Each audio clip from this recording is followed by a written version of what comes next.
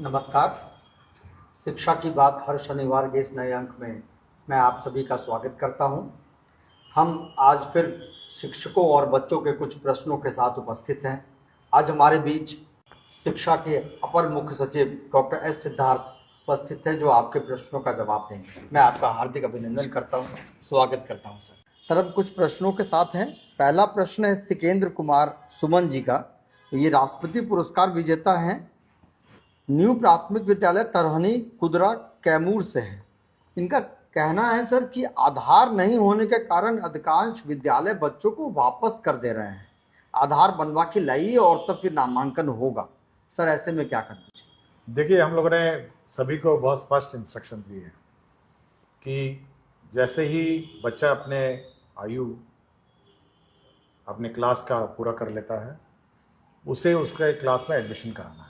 चाहे उसका आधार नहीं हो, उसका डेट ऑफ बर्थ सर्टिफिकेट, कोई भी कागजात की ज़रूरत नहीं।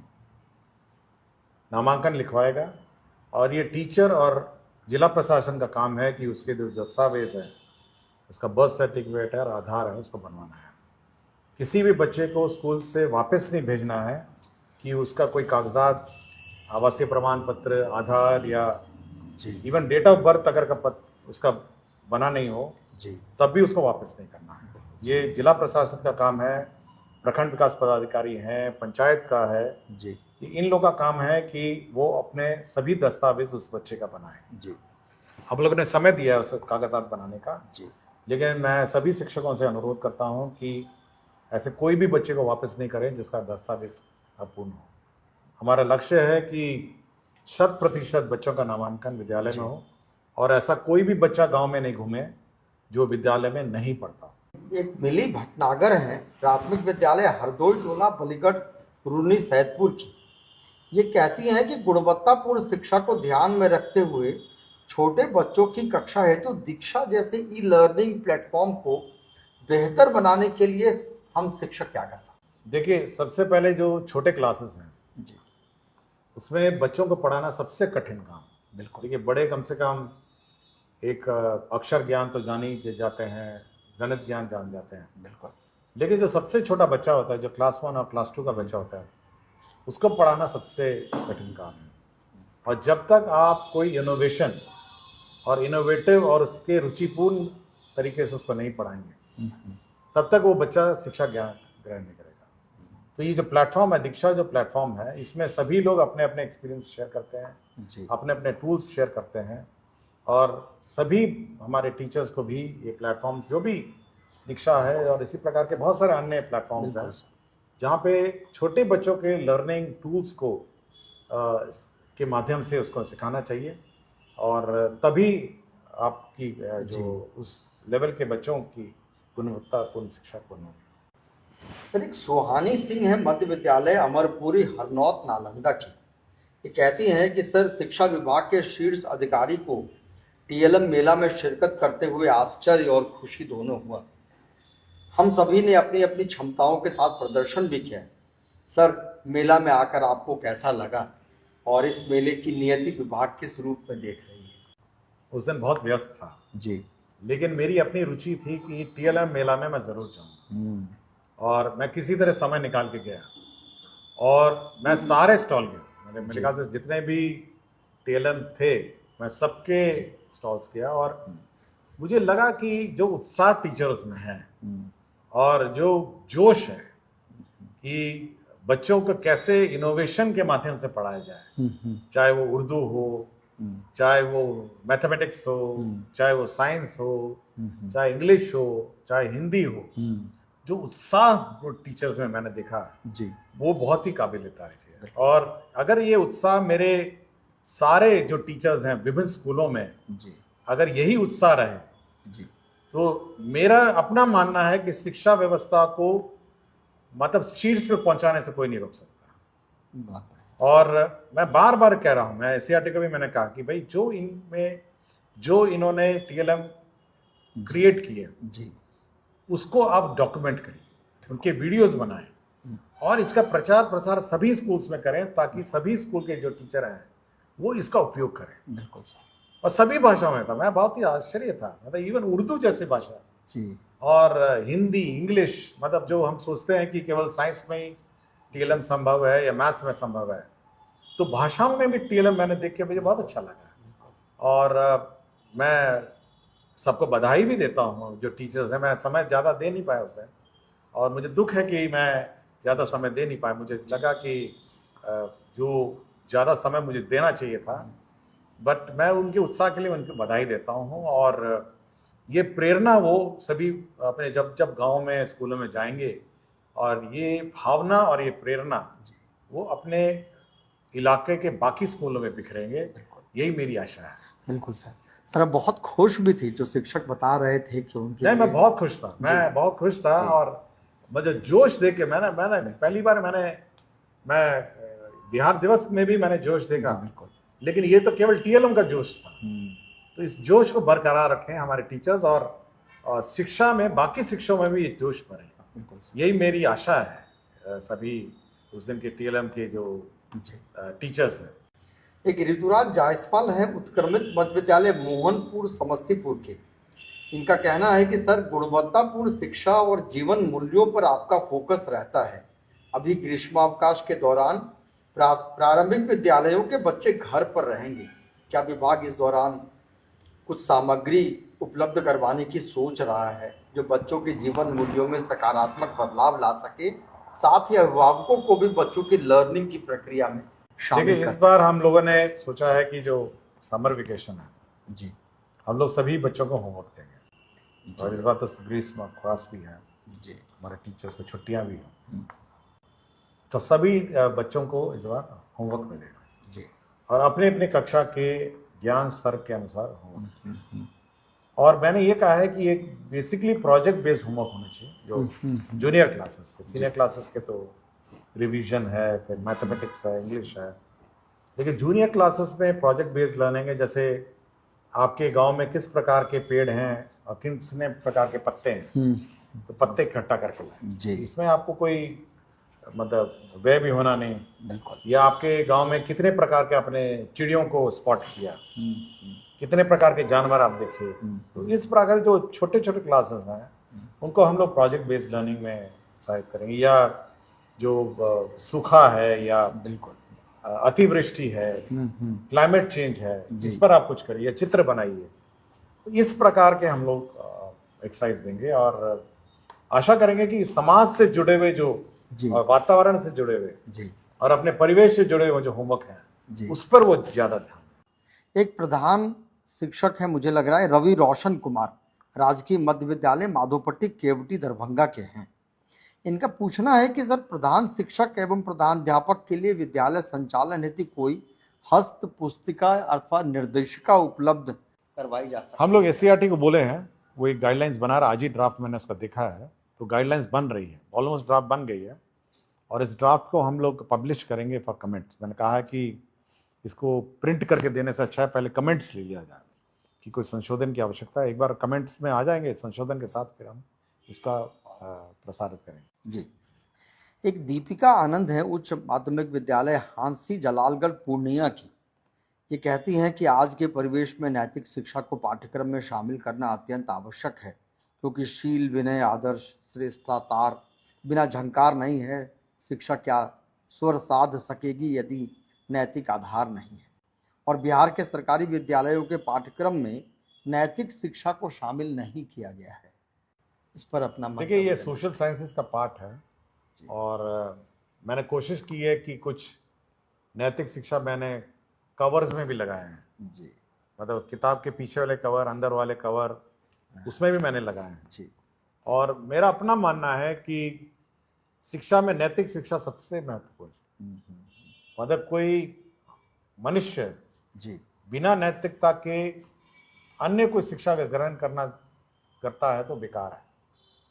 सबसे महत्वपूर्ण है नैतिक शिक्षा, उसके बाद उस क्रम में बाकी शिक्षाएं आती जी। और नैतिक शिक्षा स्कूल से सीखता है, नैतिक शिक्षा वो समाज से सीखता है। तो सबसे महत्वपूर्ण नैतिक शिक्षा है, और मेरा अपना मानना है कि हमारे टीचर्स को भी जब विद्यालय में बच्चे आते हैं जी, तो नैतिक शिक्षा का सबसे पहले जो प्रार्थना सत्र है जी, उसमें नैतिक शिक्षा ही सिखाई जाती है। और नैतिक शिक्षा पर ही जोर है।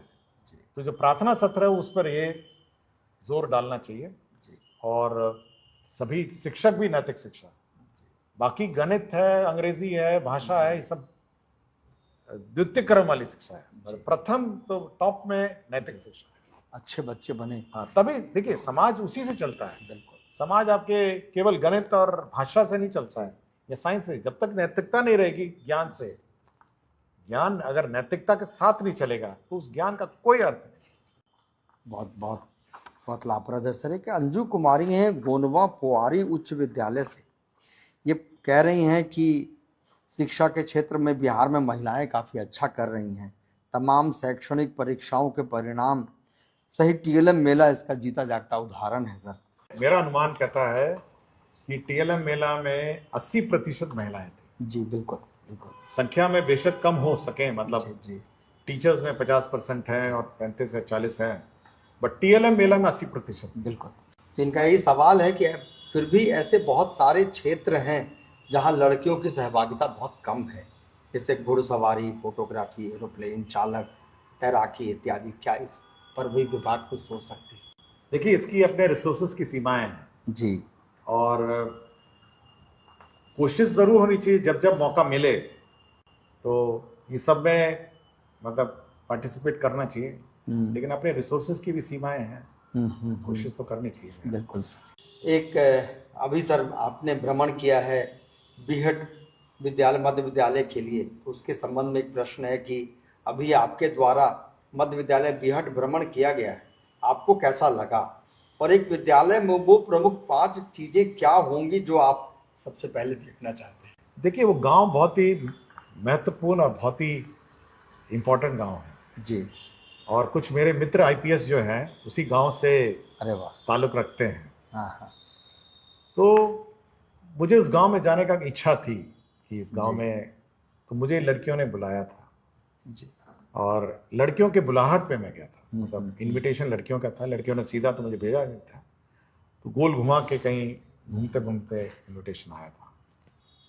लेकिन जो लड़कियों में जो जोश था और जो उत्साह था पढ़ने का और स्पोर्ट्स का, वो मतलब बहुत ही अव्वल दर्जे का था। मतलब वेट लिफ्टिंग चाहती थी सीखना, कुछ रनिंग के लिए कोच चाह रही थी और कुछ मतलब क्रिकेट, फुटबॉल, मतलब बहुत सारे मतलब जी उत्साह था। और जो आर्ट, कल्चर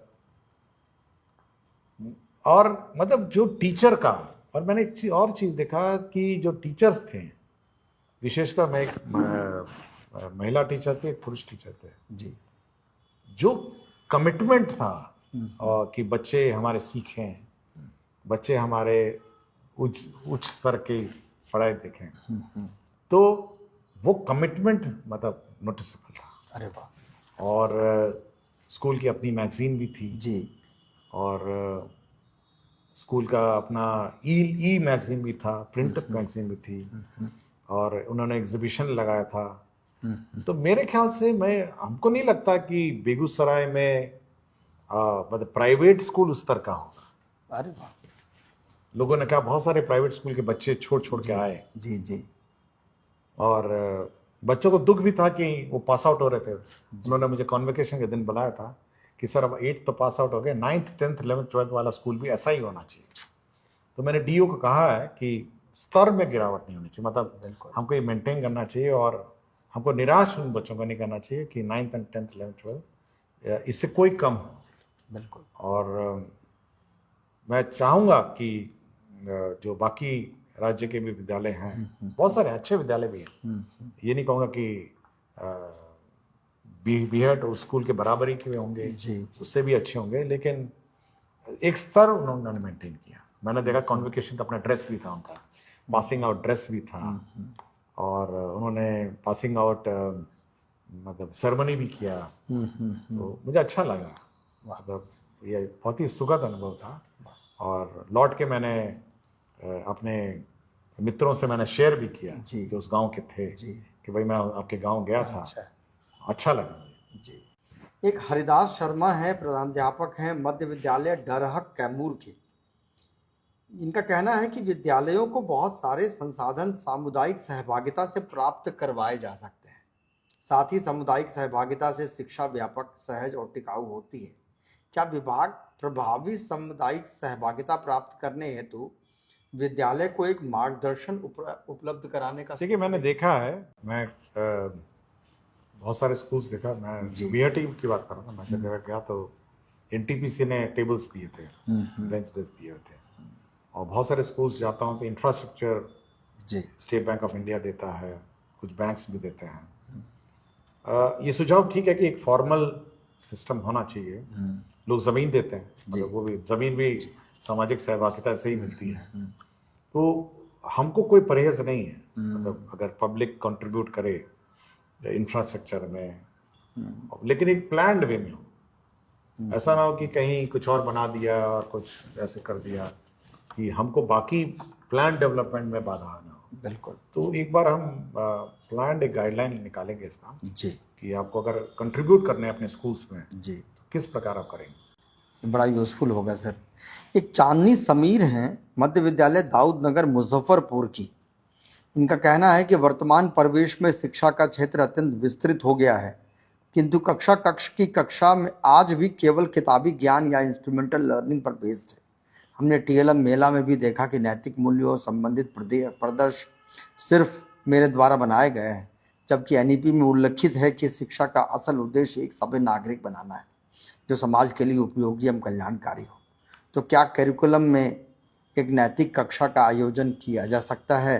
तो शिक्षा विभाग में ऐसे कौन से कदम? देखिए, जो पहला सत्र है स्कूल का, जी, प्रार्थना सत्र है, वो नैतिक मूल्य ही का सत्र है, और उस सत्र में आपको नैतिक मूल्य सिखाना है, मतलब बच्चों को नैतिक मूल्य सिखाना है।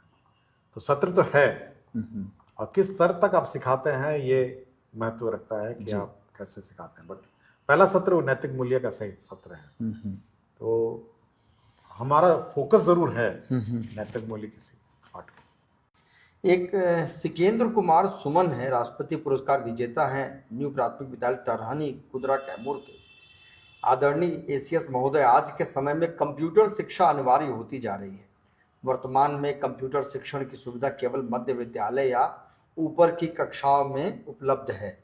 प्राथमिक स्तर के वर्ग 3 से ऊपर के बच्चों के लिए कंप्यूटर शिक्षण, देखिए अभी हम क्लास 6 से शुरू करेंगे। क्लास 6 ऑनवर्ड्स हम लोग कंप्यूटर शिक्षा शुरू कर रहे हैं कि कम से कम 6, 7, 8 जी, और 8 के बाद रेगुलर लैब्स हैं जी, 9, 10, 11, 12 है, बट 6, 7, 8 में उसी क्लास में हम लोग कर रहे हैं जी। अभी 1 से 5 का मैं अभी हम लोग अभी रिसोर्स में जी, इश्यूज में हैं, बट 6 से हम लोग कंपल्सरी कर रहे हैं। 1 से 5 नहीं कर रहे हैं, लेकिन उम्मीद है कि जी, भविष्य में जब भी हमको अलॉटमेंट मिलेगा या रिसोर्सेज परमिट करेंगे, जब हम 6 से कंप्लीट करते हैं, फिर हम 1 से 5 तक। जी, जी। बहुत बहुत शुक्रिया सर, आपने सभी प्रश्नों का उत्तर दिया है। बहुत बहुत धन्यवाद आप सभी का।